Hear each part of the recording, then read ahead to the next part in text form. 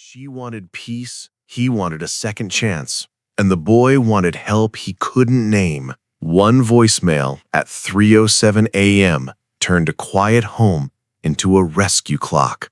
"I'm Beth. I'm trying to build a safe room out of ordinary love."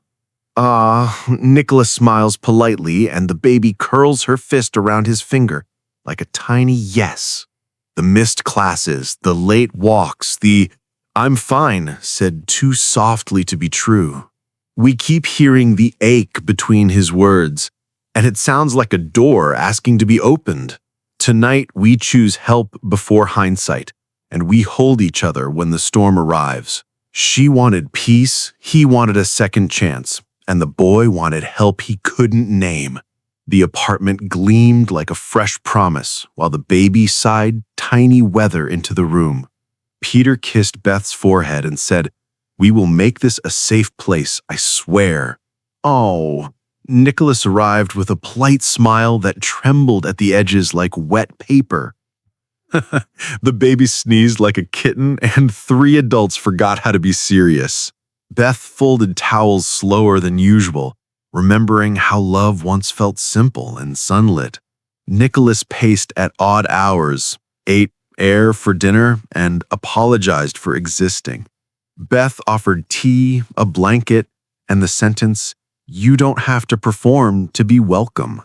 He whispered, "I miss something I can't get back," and the hallway learned how to ache. Protective, Peter wrapped his arm around Beth and said, "We'll hold him together, no more running." Beth tucked the baby against her heart and told a story soft enough to sit on grief. Flirty, Peter mouthed "thank you" over the bottle, and she answered with a shy smile that warmed the kitchen tiles. Radiant, morning laid gold on the table while Beth sketched a routine where kindness could live. Rye, Peter joked that the spreadsheet finally met its match in love and oatmeal. Nicholas watched the baby curl her fist around his finger and forgot sadness for a heartbeat. School called about missed days, and Beth felt thin ice singing beneath her shoes. Fierce, she said, "Let's bring in help now, not later," and Peter nodded because bravery can be borrowed. The therapist's card sat like a lighthouse on the fridge, the number memorized by fear and hope. Hushed, night pressed its ear to their door and listened to 3 prayers learning the same name. Suspense. A voicemail at 3:07 a.m. waited like thunder behind glass, about to shatter their sleep. Peter played the message, breathing, a tiny sob, and a quiet, "I don't know how to do this." He folded at the sink, while Beth held him up the way walls hold roofs. They called the doctor. The word evaluation walked in gently and did not blink. Nicholas flinched at hospital, but Beth promised daily visits, hourly if he needed.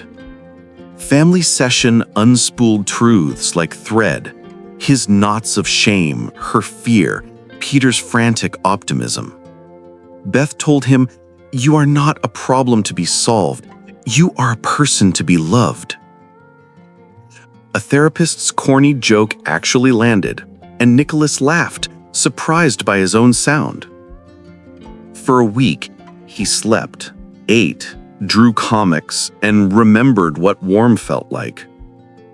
Then came the sudden perfect mornings, the bed razor straight, the smile a little too clean. Beth whispered, "Perfection is heavy, and it breaks," and Peter kissed her palm and asked for patience. Day passes home felt almost soft. Board games, soup, the baby's fist announcing tiny victories.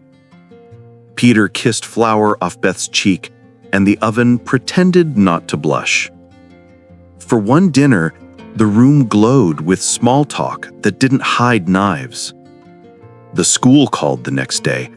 Nicholas missed first period, and silence swallowed the table. Fierce, Beth strapped the baby in and searched the river path, the bookstore, the bench near the bakery. The sirens came later. and the world learned a new kind of quiet that stings. They did not need the details to know he was gone, only the gravity of absence. Beth held Peter while he broke, and he held the baby while she shook, and none of them let go.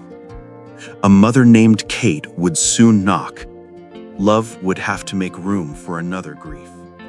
Chicago Cosmo Nanny, 7x11 Nanny, was brought in as a storm that learned manners. Eyes salt bright and brave.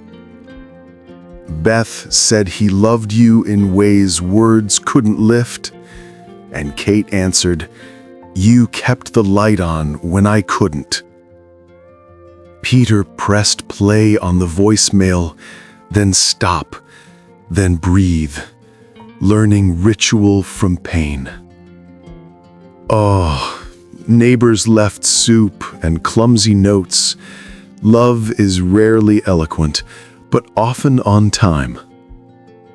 The baby gurgled through a vigil, and everyone smiled, because life is stubborn.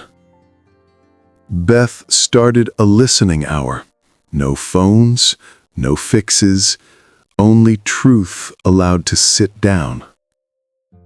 Peter spoke at family night on the unit he once feared, telling parents to hear the sighs between sentences. Radiant, he said the name Nicholas like a lighthouse, and other boys learned how to look up. Rye, Beth framed the safety plan on the fridge and called it Art for Survival. Peter tugged her close at the sink and whispered, "I still choose us, even in this weather." Oh, she rested her forehead to his and promised, "I will love you where it hurts and where it heals." The baby blew a raspberry at the exact wrong moment, and grief laughed with them, unoffended. Beth wrote a note to future storms. "We will listen earlier. We will knock on every door." They kept a candle by the window and let gratitude breathe in and out like tide. When rumors tried to invent villains, Peter said, "There are none here, only people who tried and will keep trying." Beth folded Nicholas's hoodie and whispered, "Thanks for the days you let sunlight in." Kate sent a photo of a sunrise with the text, "He would have liked this," and they all agreed. Beth promised the baby, "We will name feelings out loud and make room for every kind." Peter finally slept through a night and woke with a face that knew morning again. Love did not fix what broke, but it held what remained until it could begin to grow. If your heart heard the quiet cry, ask twice, wait longer, and keep the light on. Somewhere, a second answer is trying to be born. You're watching Romantic TV. Subscribe for cinematic stories where love listens and fights back.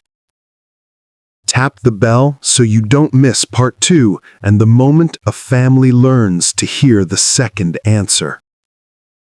Drop a heart in the comments if you believe one honest conversation can save a life.